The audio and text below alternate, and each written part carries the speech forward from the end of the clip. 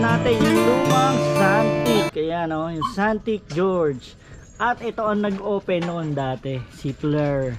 Fleur, look at me. Tuta pa lang si Fleur nung binili to 4 years ago. Ngayon malaki na si Fleury. Ayan yung sapatos kong ano, Santic Fleury. Ang nakikita nyo po ay yung luma nating sapatos, no? Ayan, no? Yung Santic George. Ayan. Laspag na siya. Tingnan nyo ang battle scar nya. Sira-sira na po siya. So kailangan na siyang palitan. Ayan, no? Ubos ang swelas. Durog ang swelas nya. Yung bala pwede pa, magagamit pa natin yung bala, pero kung sira-sira na po siya. Ayan po yung mga sira nya. Yan, kasi yan pinanti-trail natin, no? So nasira na. Yan, umangat na, pero yung rivet nya okay pa rin, no? Hanggang ngayon buo pa rin. Yan, buo pa rin yung rivet, pero durog na yung plastic, no? At ayan, sira na. At ang likod biyak. Ayan, ito nabiyak nung muntik na tayong sumemplang, tumama sa bato to eh. So ganyan ka biyak na siya. Ayan. So ito pa rin yung swelas nya. Insole, tanggalin natin ang insole. Ayan, after 5 years ng abuse natin, ganyan na po siya kasira. Yan. So kailangan na natin palitan siya. At ang ating ipapalit, ano nga ba, no? Ang ipapalit natin dito sa sapatos na to, Santic George. So welcome to another unboxing of our new shoes. Ang replacement shoes natin for our mountain bike shoes na Santic. Abangan nyo po. At ayan na si Simba. Sinisira na niya ang sapatos ni Fleury. So si Simba ang mag-unbox ngayon ng ating sapatos, hindi na si Fleury. Kung nung una ang nag-unbox niyang sapatos na yan ay si Fleury, si Simba na ngayon ang shake hands. Si Simba, meet Simba, my new dog. Simba, uy, palitan natin yung sapatos ni Fleury. Papalitan na natin ang bago, ha? Sige. Ito yung sapatos natin, ano? Ayan, buksan ulit natin. May Santic paper. Tapos nasa loob to, mayroong BOA 8-up. Instruction, nandiyon na rin, nakasama na rin po dyan. And may instructional manual. Ito po, written in English and Chinese. No, made in China po to. Made in China. So may instructional manual po yan for mountain bike and BMX. Yan, pagkakabit ng cleats. Pati din yung road shoes. Yan, road shoes, MTB. Tapos ito yung China, ano, hindi ko na maintindihan kung anong nakalagay. So anong kasama? Meron tayong spike, no? 4 na tornilyo yan. Tapos yung pampihit, nandito na rin po. After that, meron tayong silica gel. Yung silica gel para maano yung moisture, no? Ma-retain or matanggal yung excess moisture. Yan. So pasok na natin uli. Yan na po ang bago nating sapatos. Yan, Simba, buksan mo na. Amoy mo yun, inaamoy ni Simba ang bago nating sapatos. Ito ay Ultra Santic Cycling Shoes, MTB shoes pa rin. So ano po kaya ang laman nito, ano? Simba, ano ba yan? Buksan mo na. Bubuksan mo na ang sapatos natin. So So buksan natin ang sapatos. Ayan. Oh, tantararan, dali, amoy mo. Bago. Wow, another Santic shoes. Yung pa rin po, mukhang kaparehas na kaparehas. Simba, oh, dali, ayan na, kainin mo na yan. At ito, ilalabas na natin. At ayan, nangingialam na naman si Flurry. Ayun si Flurry, naiinggit. May bagong sapatos si Simba.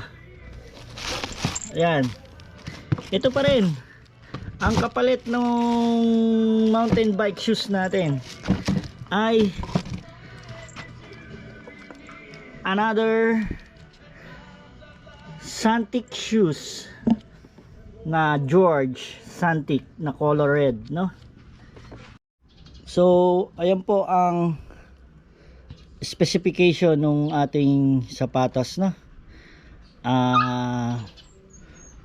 Art number MS17003R, color red. Ang barcode last digit number is 0911127.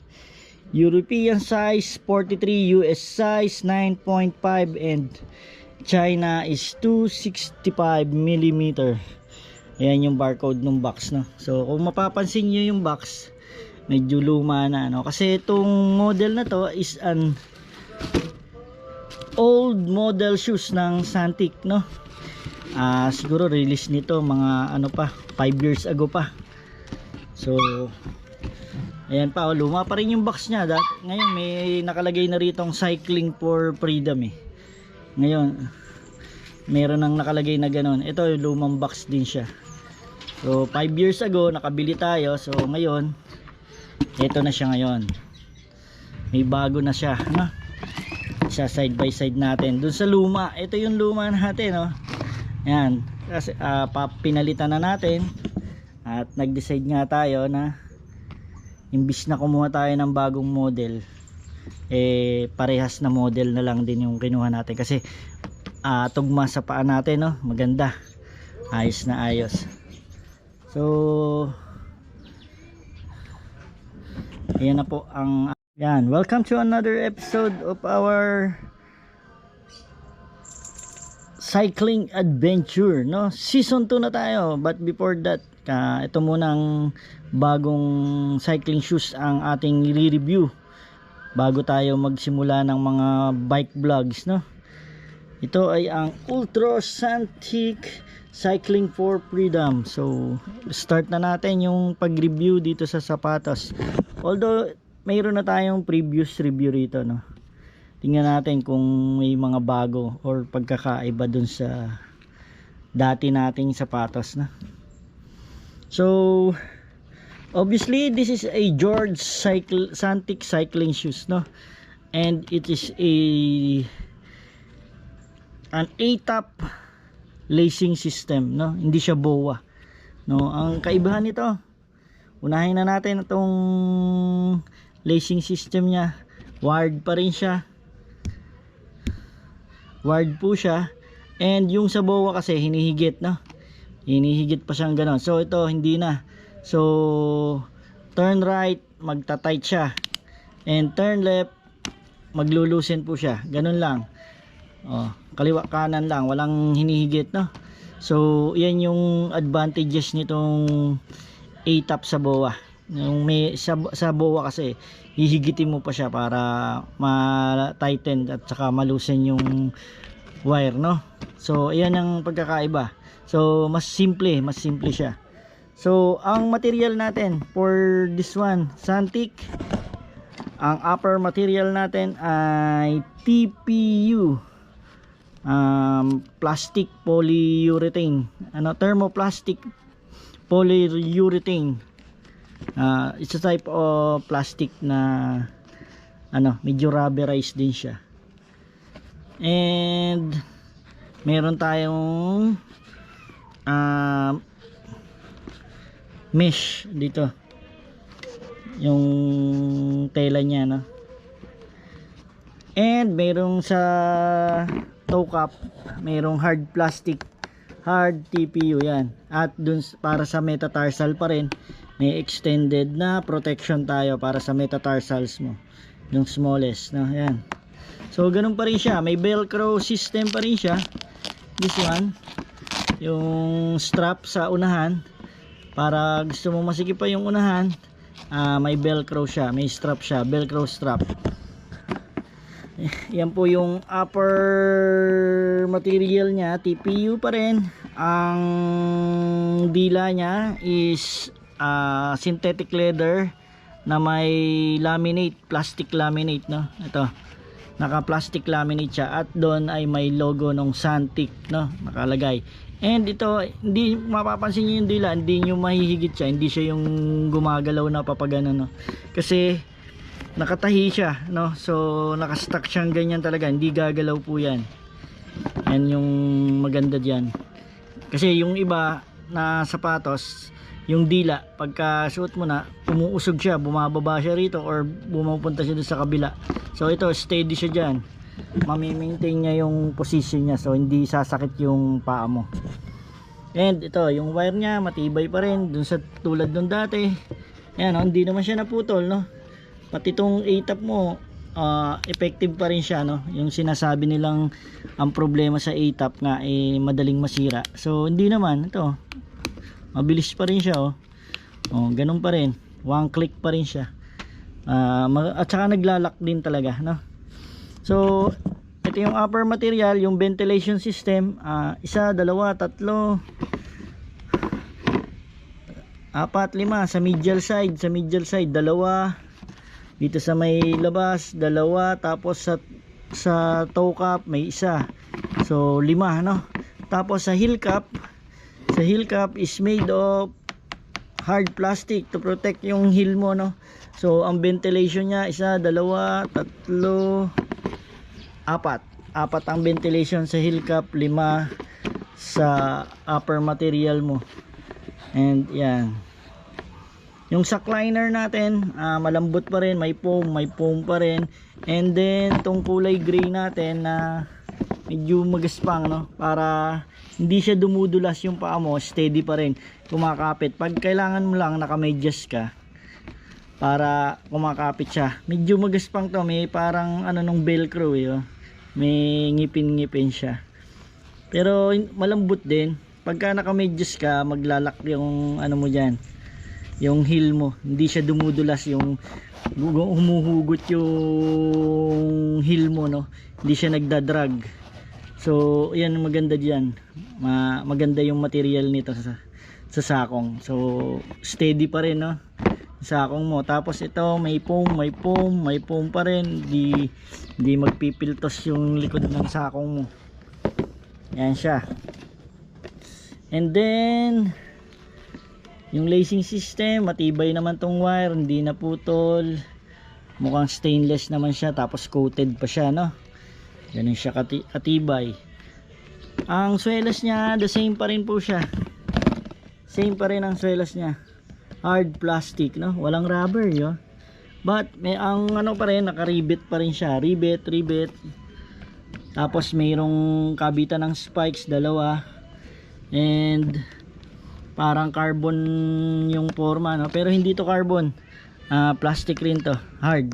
Tapos ang kabitan ng SPD cleats ay 2, no, adjustable siya, namumove siya forward, namumove siya backward, depende sa positioning ng paa mo kung paano mo ilalagay yung SPD cleats. So ganun din yung kabila niyan. And ayan, ang kaibahan nito doon sa mga China brand na ano, na swelas, no, familiar yung swelas na to, may Santic talaga. So it's made for exclusively for Santic talaga, no. Yung ibang katulad na ganito, ginaya na yung swelas, walang brand, no. So ito is exclusively made para sa Santic. Ayan, no, may Santic na nakalagay yan ang swelas niya. So makapal naman siya, no, pero ayun nga, after 5 years of abuse, ito, ganito yung nangyari doon, no, ganito ang nangyari yan. Ayan, no, naupod, no, kasi tumatama sa bato yan, eh. Minsan pag naglalakad tayo, hindi may iwasan, bababa ka sa tama sa bato. And yun, yung plastic nga lang katagalan pumuputok rin kasi tumama ako sa ano to, malaking bato. At ayan, pumutok. Pero okay na yan nung pumutok yan. More than 4 years na. Ano, sulit na ako diyan. Bayad na yung binayad natin diyan, na serbisyo na niya. So kaya umulit tayo, ano. So far kakabitan na lang natin to ng bagong cleats, no, ng SPD cleats para magamit na natin. Parehas na parehas siya. Ayun lang. Ang insole niya, ganun pa rin yung insole niya. Yun pa rin, no? Yung ganun pa rin. Kaparehas siya nito. Ayan pa rin. So sulit na yon yung 4 to 5 years ng use nito. Every Sunday and minsan twice a week, thrice a week ako nagbabike. Ito yung gamit ko pan long ride. So okay na rin. Ito, sinamahan ako nito ng Ilocos, ng Atok. Hindi ka mabibigo dyan. At at the same time pala, itong TPU materials na to, okay na okay to pang ulan, no? Pagka yung umuulan, hindi pa mapasok yung tubig, no? Hindi papasokin. So dumudulas lang yung tubig dyan. Hindi siya nagsisipsip ng tubig. Unless mababasa yung medyas mo, tsaka lang papasukin ng tubig yung paa mo.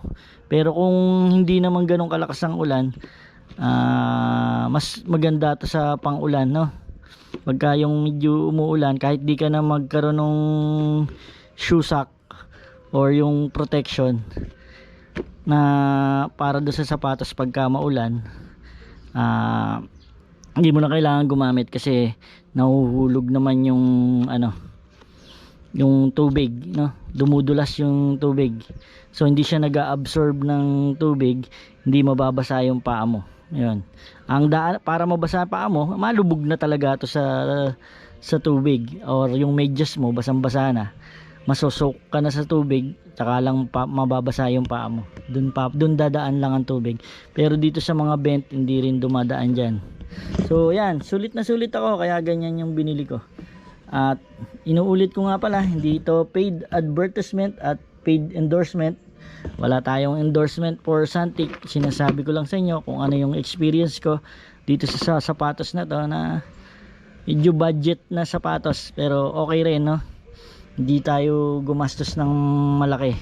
Kung mapapansin mo, yung mga branded na sapatos more than 5,000, 10,000 yung Bontrager natin. Umaabot na ngayon ng 18, no? Yung XXX na Bontrager, ang mahal na rin. Tapos mga carbon sole, yun, medyo mahal yun. So ito, pang budget meal pa rin to. Mako-consider pa rin nating budget meal to. Ang problema lang dito, dahil old model to, hindi ko alam kung mayroon pa sa market, no? Pero nung dati kasi to, ang bentahan nito is around 5,000 So ngayon nakuha ko na to ng sale, no?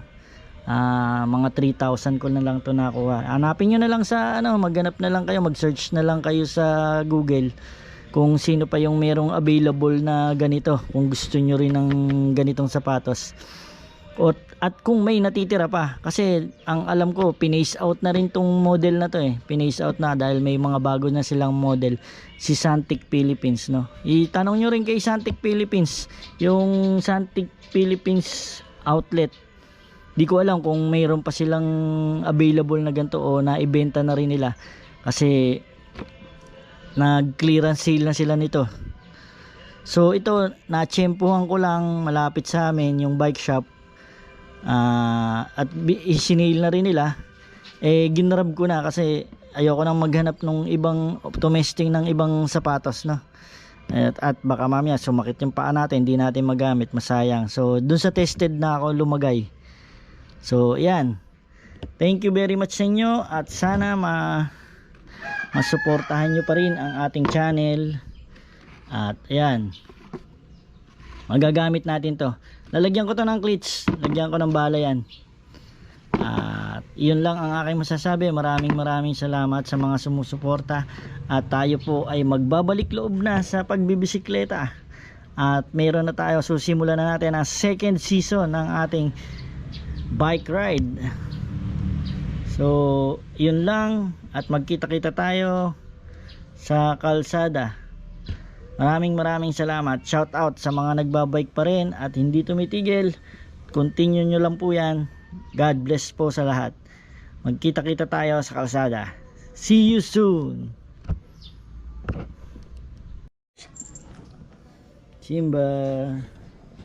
Simba, how are you, Simba? Ikaw ang model ng Santik ngayon, ha, Simba? Dati si Flurry yung nagbukas niyan, ha? Ha? Okay ba? Pogi, oh, okay ba? Ayos ba yan? Oh, sama ka.